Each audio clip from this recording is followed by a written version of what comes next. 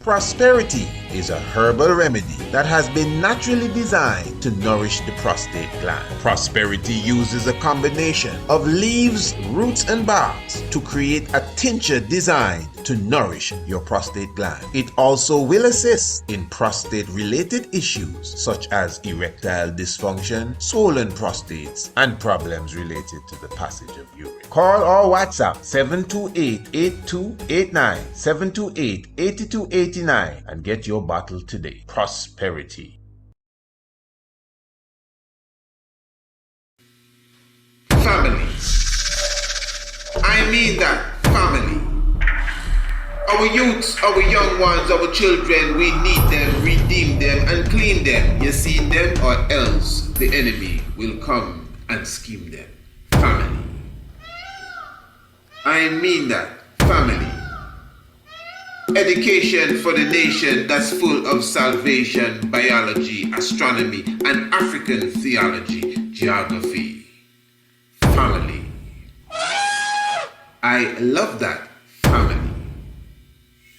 Whatever the age or the stage, that youth will be engaged with tutorials, activities, and videos from the studios of the Priest Isaac Institute of Holistic Knowledge. Family. The International Homeschool Program is designed and recommended for all ages. The psychological state of our children is very important, especially in the environment that most of us live in. The International Homeschool Program provides online classes, activities, and videos that are fun for the youth and edifies them of their African heritage as well as the higher sciences.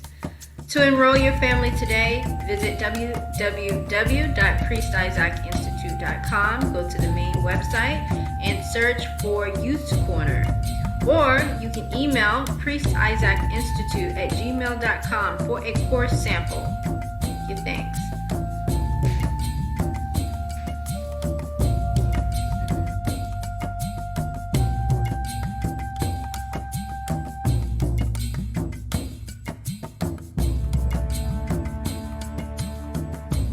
But as I said, we are highlighting and focusing on the rudiments of ancient astronomy.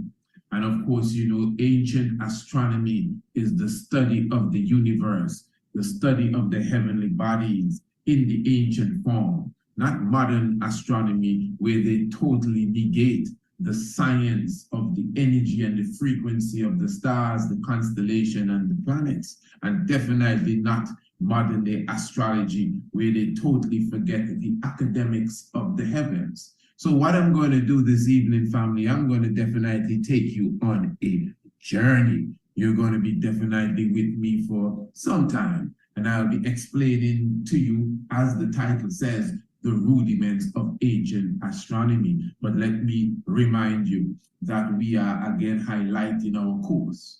Now we are having a special offer on the ancient astronomy course until the end of November, which is basically in the next few days. Now the ancient astronomy course is going for only $99 until the end of November. In reality, we had a beautiful Patreon's Day on the 5th of November, and that was the offer for that specific day. But there were so many ones that wanted to take advantage of the offer, and we definitely extended the offer until the end of November. Of course, as you know, the ancient astronomy course goes for more than $200.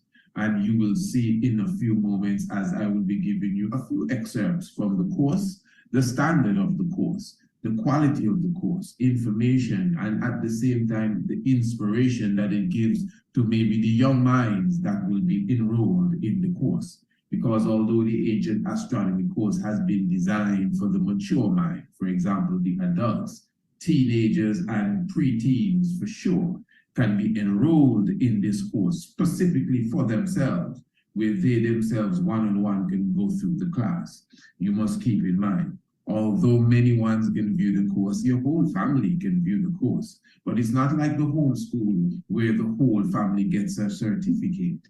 The individual that enrolls into the ancient astronomy course, they are the ones that will receive their certification. So this beautiful course, again, once you are sharp on it, although you will have it for an unlimited amount of time, but at the same time, you can complete the course within 2 months. Remember, you'll be getting your quiz as well. And as I said, at the end of it, you will be getting your certification for sure of attendance. And I'm talking about the ancient astronomy course. Now, before I get into my discourse, I want to at least give you one of the chapters of the ancient astronomy course, as we have over a dozen chapters, and then we go into the different levels of the course where we map out the heavens, we show you how you can map the ages. All of that is a part of the course. Again, it is professionally done, family. We're not afraid to say that here at the Priest Isaac's Institute of Holistic Knowledge,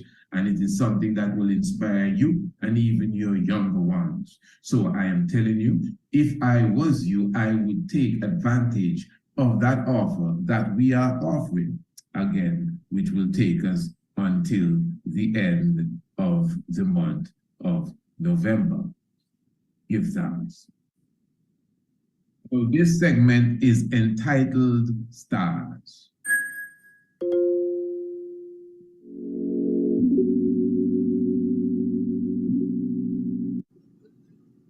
The fact that the ancient Dogon people could detect Sirius B, called Sigitolu, means that they had a clear astrophysical understanding of this star system just to detect it alone. The star Sirius is the brightest star in the night sky. It has a magnitude of minus 1.46. The magnitude refers to the brightness of the star or other celestial bodies. The brighter the object, the lower the magnitude, at least the numbers assigned to it. So the brighter an object appears, the lower the value of its magnitude. The brightest objects in the sky are negative in number. In ancient astronomy, we observe both apparent magnitude and absolute magnitude. Apparent magnitude is the brightness of an object as it appears in the sky from Earth. Apparent magnitude depends on the object's actual luminosity, its distance, and the extinction reducing its brightness. In astronomy, extinction is the absorption and scattering of electromagnetic radiation by dust and gas between an emitting astronomical object and the observer. Absolute magnitude describes the actual luminosity of the object. The brightest object in our sky is our star, Ra, the sun. The sun has an apparent magnitude of minus 27. The moon, minus 12.6.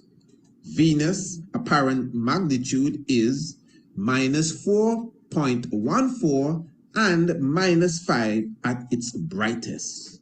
And Sirius, the brightest visible star in the night sky, is minus 1.46. One of the reasons why stars like Sirius appears to be so bright is their close proximity to the Earth.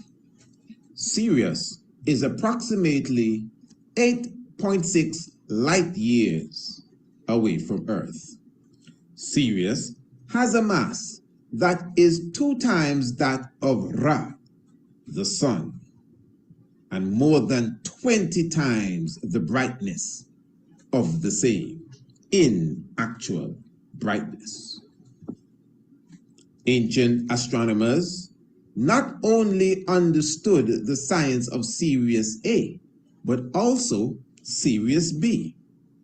Modern astronomy claims discovery of Sirius B on the 31st day of January 1862. But again, the ancients would not only have detected it, but they would have mapped its orbit.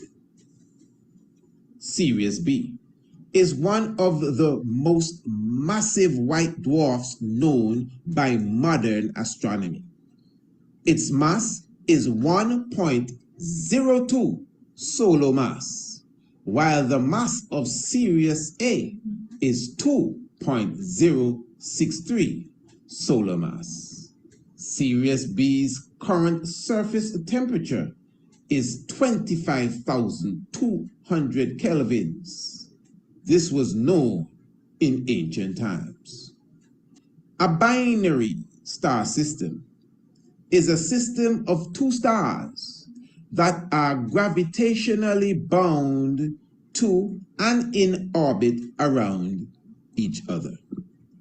The Sirius star system is considered as a binary star system, but activities in the system suggest the presence of a Sirius C. Stellar classification of stars are as such: supergiants, bright giants, giants, subgiants, main sequence dwarfs, subdwarfs, white dwarfs, red dwarfs, and brown dwarfs. Super red giants are stars that have exhausted their supply of hydrogen at their cores, and as a result, their outer layers expand largely as they evolve off the main sequence. Antares in the constellation Scorpio is an example of a red supergiant. In astronomical terms, it's at the end of its life. Once there is no more fuel left to burn, the star will collapse and explode into a supernova. Antares is among the 20 brightest visible stars in the Earth's night sky, although its brightness varies. It has an apparent magnitude of between 0.88 and 1.16. Antares, also called Alpha Scorpii, is 604 light years from planet Earth. It is 700 times the sun's diameter, large enough to engulf the orbit of Mars if the solar system was centered on it. Alcyon, in the constellation of Taurus, is a bright blue giant star. Stars with luminosity classifications of 3 and 2, bright giants and giants, are referred to as blue giant stars. A yellow dwarf is a star belonging to the main sequence of spectral type G and weighing between 0.7 and 1 times the solar mass. Our sun Ra, or Aten, is an example of a G-type star. About 10% of the stars in the Milky Way are yellow dwarf. They have a surface temperature of about 600 degrees Celsius and shine a bright yellow, almost white. The closest star to Earth, other than our sun, the Aten, is Proxima Centauri.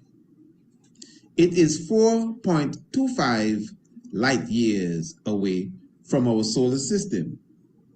It can be seen in the southern constellation of Centaurus.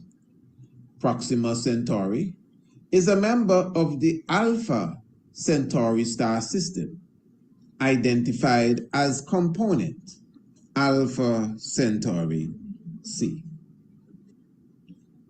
Proxima Centauri is a red dwarf star with a mass about 13% of the Sun's mass, and the density 33 times that of the Sun.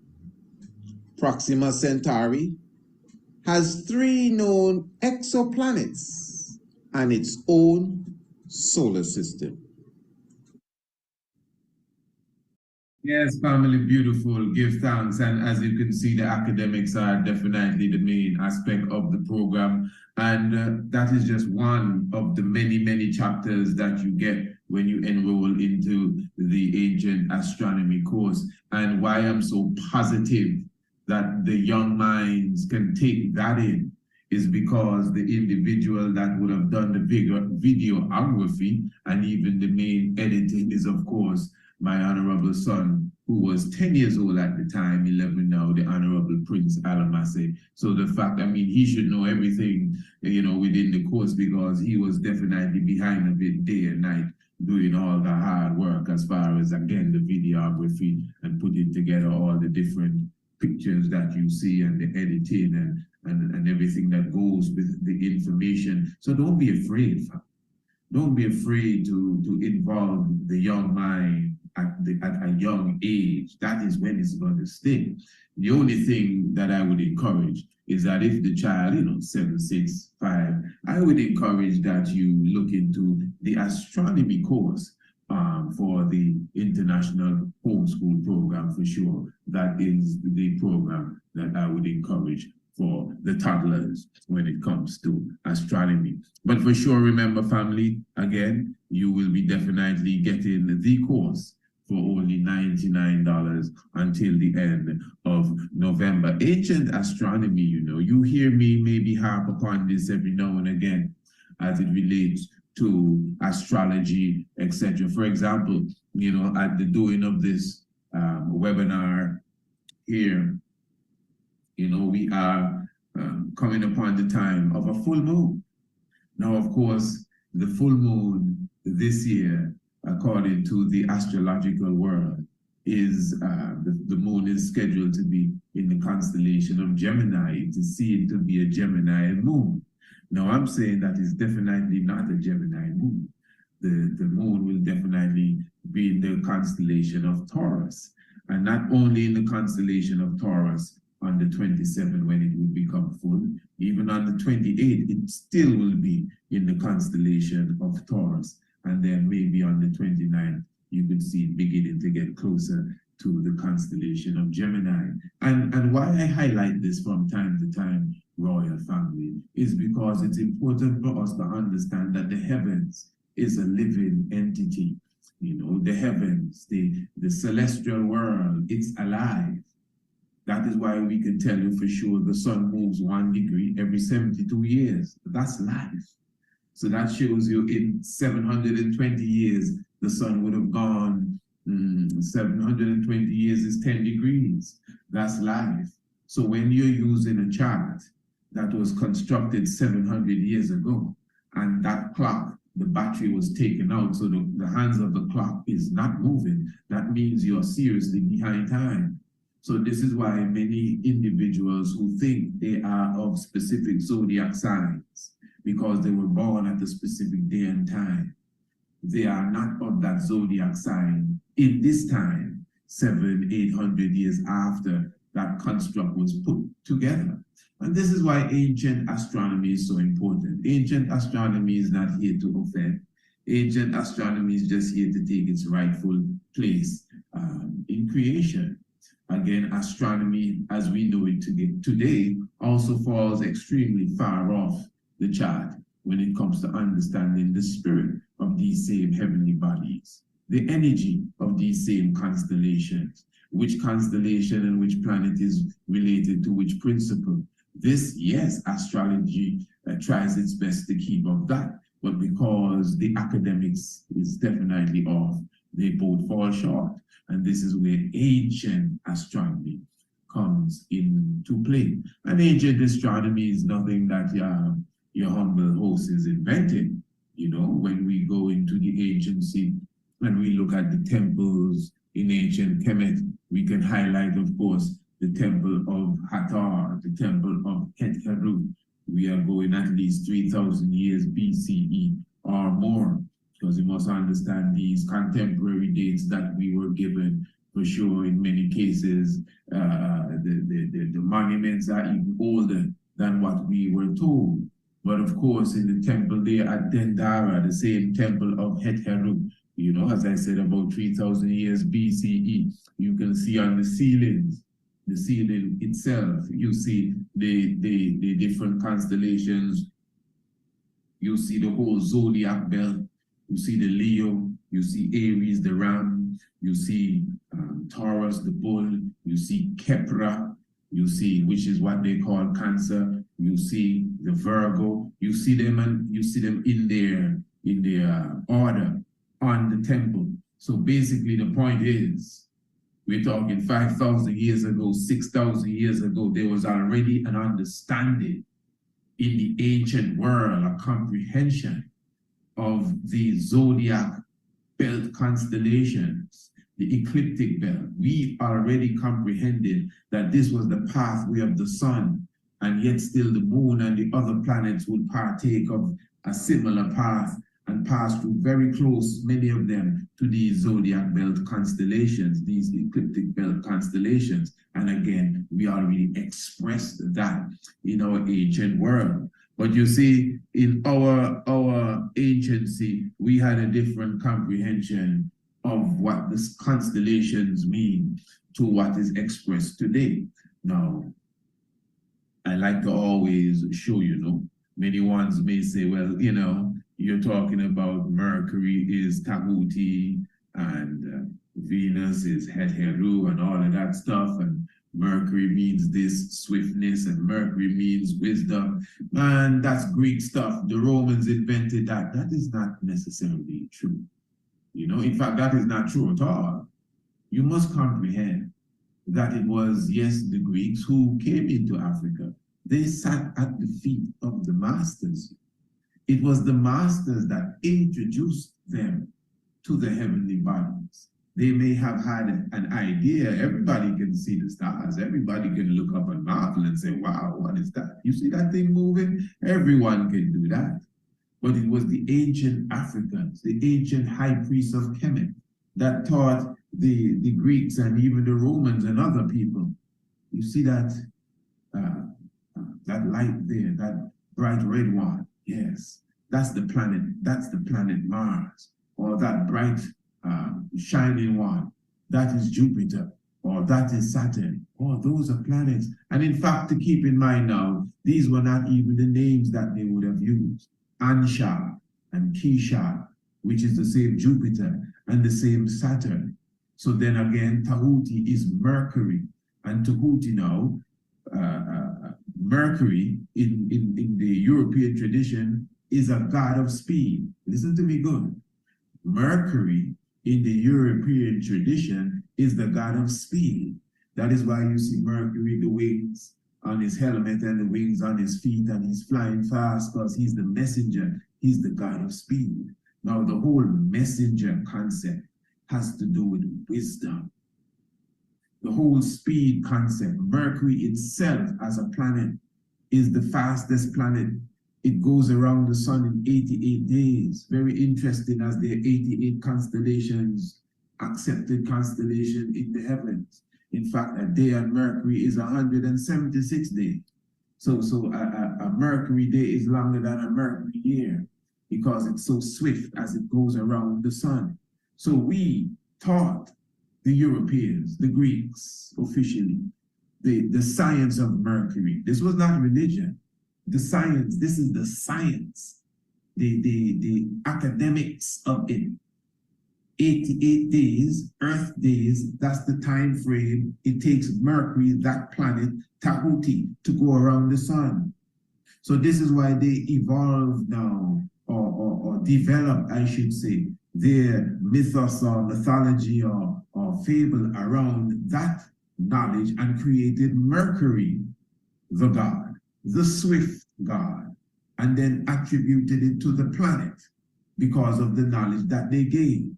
So my main point here in that discourse is that not because you hear the Greek culture highlighting constellations and zodiac and horoscope and things of that nature in the astrological world, it doesn't mean that it's rooted in their culture.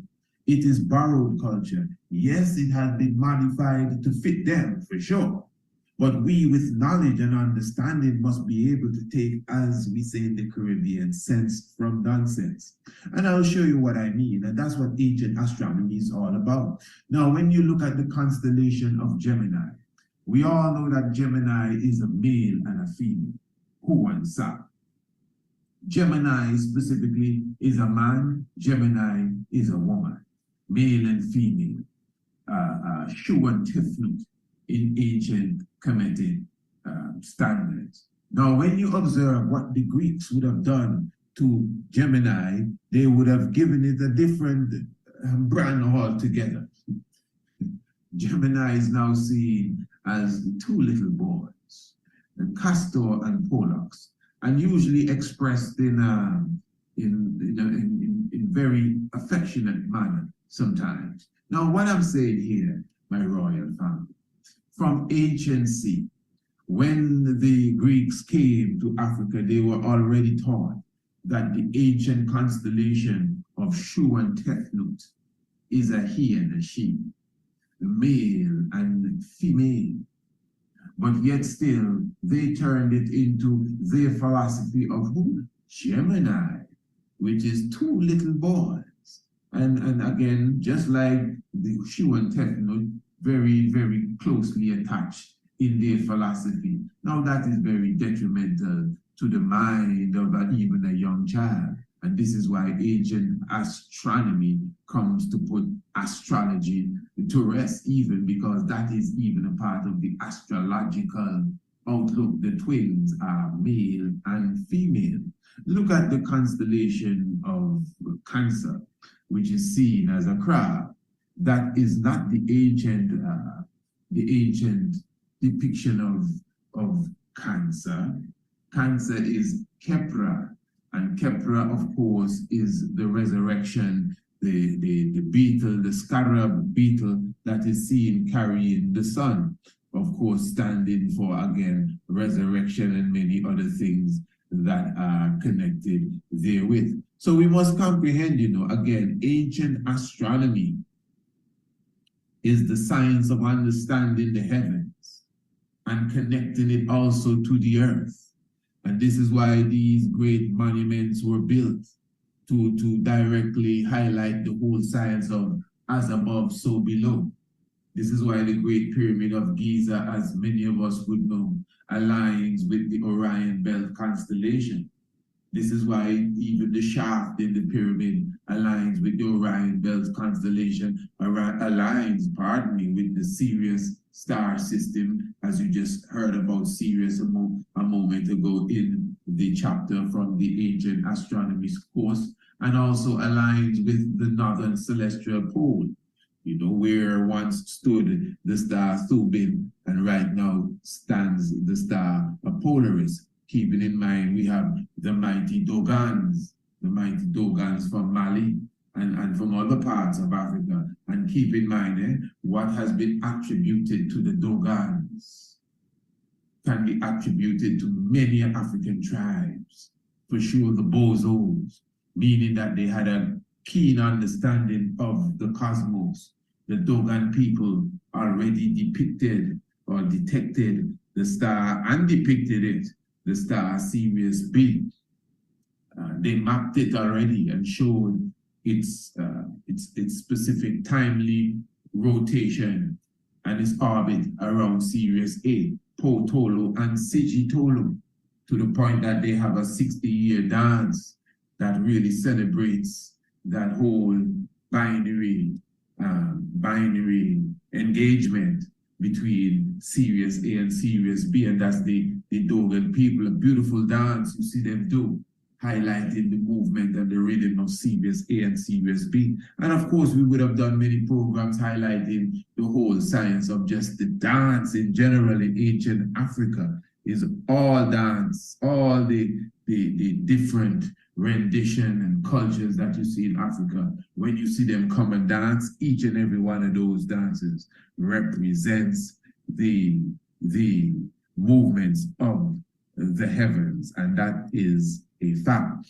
So with all understanding the anciency of Africa, we always connected the River Nile with the movement of the Milky Way. We always saw them, as a mirror of each other.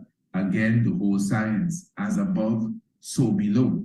Very, very important. And this is why now, again, the River Nile, the Milky Way, and, to give it justice, in other ancient cultures, the Ganges and the Tigris and the Euphrates were also connected with the celestial Milky Way. And we actually highlight all of this in our ancient astronomy course. Now there's a high science behind the constellation of Nut, the goddess Nut, seen in her heavenly realms with the stars painted on her body. When a star explodes, you get what is known as a neutron star. And what happens, the neutron star, the star itself, the literal star, comes to the end of its life. And the core of the star now, which is inside of the literal star, which is really the iron core, collapses upon itself. The understanding of what collapsing upon itself is all about is really, if you consider the atom, and you understand the atom has a lot of space, as small as it is. So you just imagine the protons, the neutrons, and the electrons just coming together and totally eliminating the space that is collapsing upon itself. So the neutron star goes through a process of collapsing upon itself, and all of this happens again after the process known as the supernova. Because the supernova, this is when the original star explodes, boom. Of course, this doesn't happen overnight, thousands of years, the process taking place, because a dynamic effect is going to take place here. So again, after the supernova, that's what is called the supernova, when the star explodes, you get the remainder, which is the core of that star, the neutron star. It begins to collapse upon itself. And while collapsing upon itself, it begins to rotate. The velocity increases, enormous speed. And with the increase of the velocity, it also increases its electromagnetic energy. That is the neutron star that I'm speaking about, the star that is now collapsing upon itself, the core of the star that is now collapsing upon itself. Now, while that is happening, it is creating around it an area, again, of electromagnetic energy, which is going to eventually bring into creation what is known as a black hole. This is why the black hole is considered to be a space of nothingness.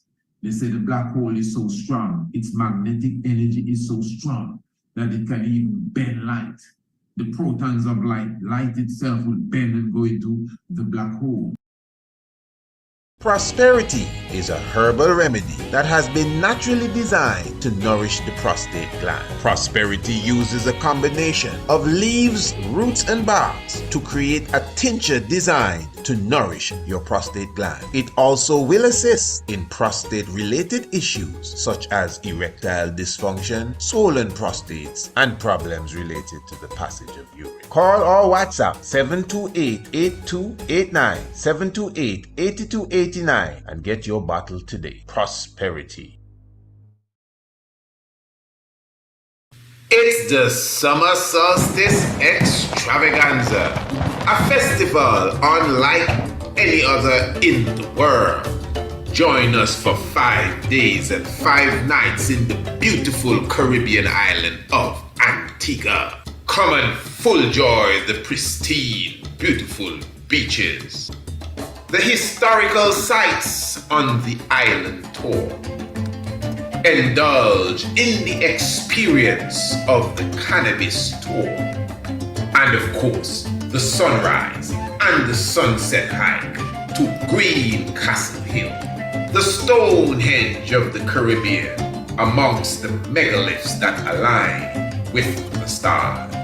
Remember that this is an all-inclusive wellness event to include your plant-based, fully vegan meals, breakfast, lunch, and dinner. Transportation and accommodation will be provided for, plus yoga, meditation, and chalice talk with the Honorable Priest Isaac. Plus meet and greet with family and friends and the whole Rastafari experience Antigua.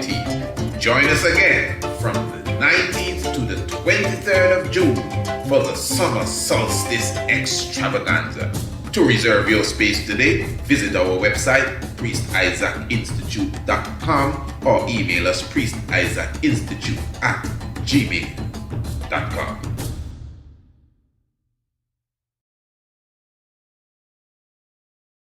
This is why the black hole is considered to be a space of nothingness. They say the black hole is so strong, its magnetic energy is so strong that it can even bend light. The protons of light itself will bend and go into the black hole. And it actually does that. The electromagnetic energy is so strong that the black hole actually takes in the space debris, even from the former star and other space debris around it, and sucks it into its vortex and eventually spits it back out in plasma form. And this whole process, which obviously is a process that we're going into maybe even millions of years, eventually creates a quasar and eventually brings into existence not only the black hole, but even a galaxy in general as we know it. Now, all of that science, which we take a bit more time and go into a bit more detail as it relates to the International Ancient Astronomy course, but all of that is on the Ancient Astronomy course. But basically, the alignment with all of that science is with the goddess Nut, as she represents the heavens. That's why you see her covered with the stars. And that is why the sun comes out of her womb every morning. Because you see, the black hole itself, that is at the center of every galaxy. For example, our galaxy, we have a black hole, a supermassive black hole, obviously, at the center of our galaxy. We have millions, maybe, black holes in the galaxy itself. But the dynamo, the nucleus of this galaxy and every galaxy is a powerhouse known as the black hole. Now, what it is, the black hole is our mother, because all of what makes up the material, the matter of the galaxy came out of the black hole, you know. It's just science. That's really what it is. We're not talking the spirit now, really. We're talking the physical. Even myself and yourself, planet Earth, the elements. It is from the black hole that all things came into existence. That's just reality.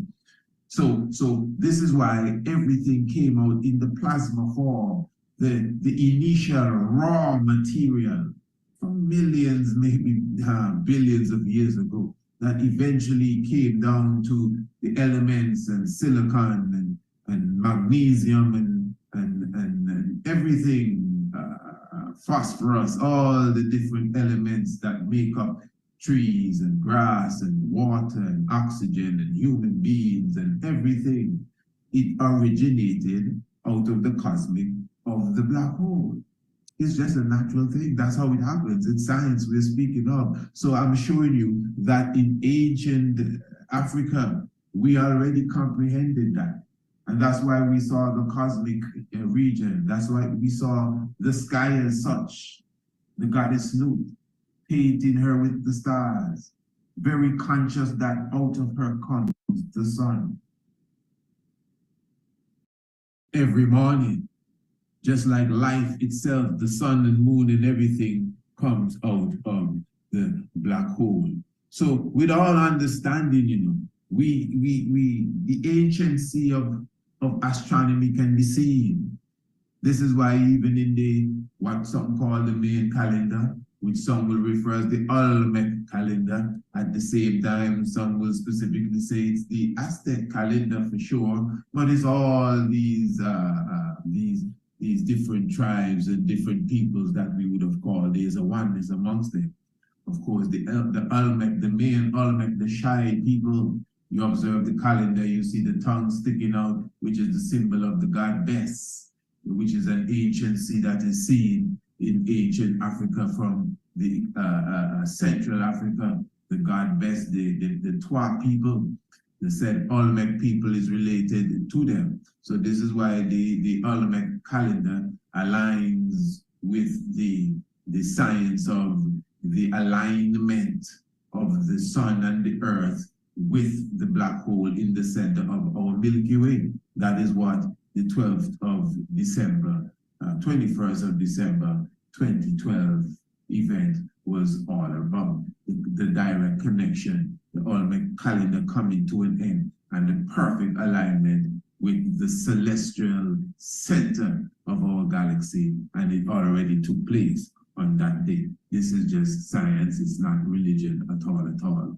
So it's just to give an understanding again, my good family, as it relates to ancient astronomy, and of course why it is that it is important that we as a people have an understanding of it.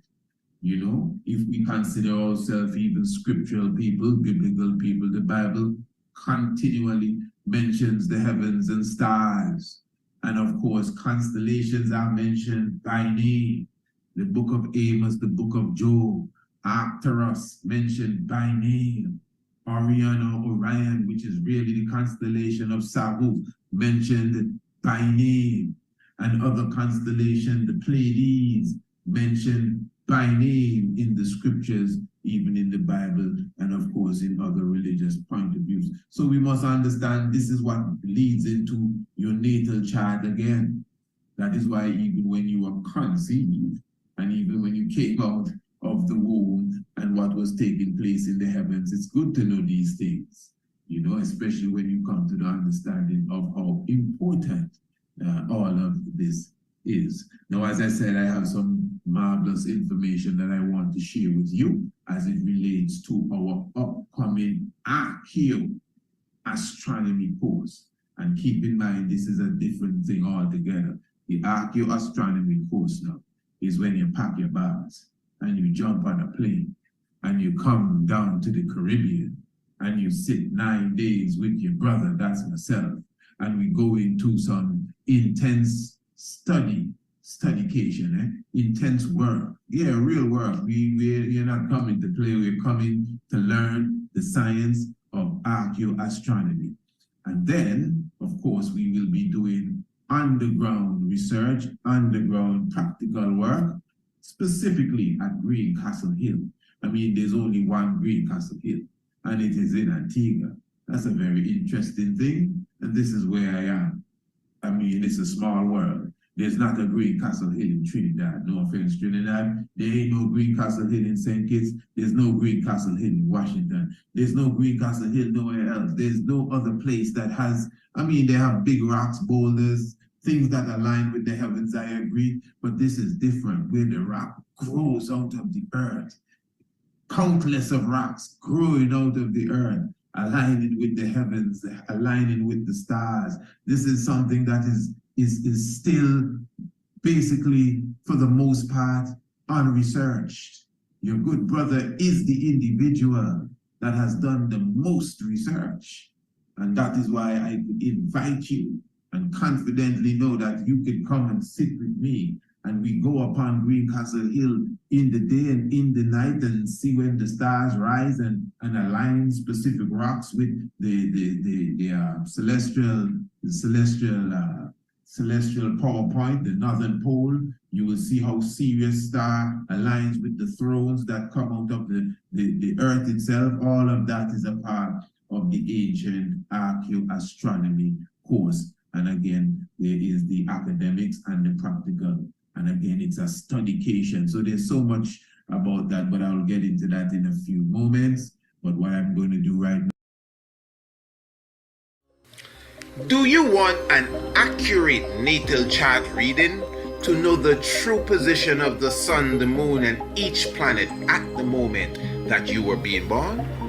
We at the Priest Isaac's Institute of Holistic Knowledge will create a precise natal chart for you and your loved ones, coupled with snapshot pictures of each planet, the sun, the moon, plus the constellations related to them.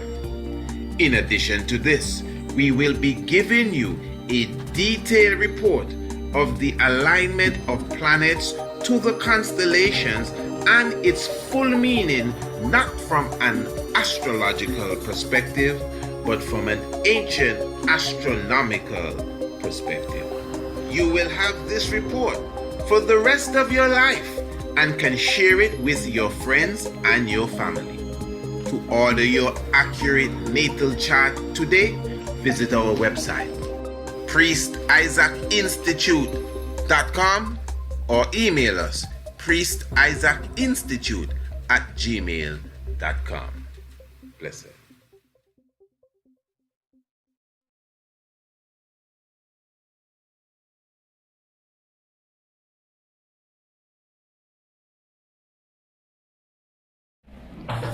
Are you searching for unique handmade Black cultural crafts, t-shirts, and accessories?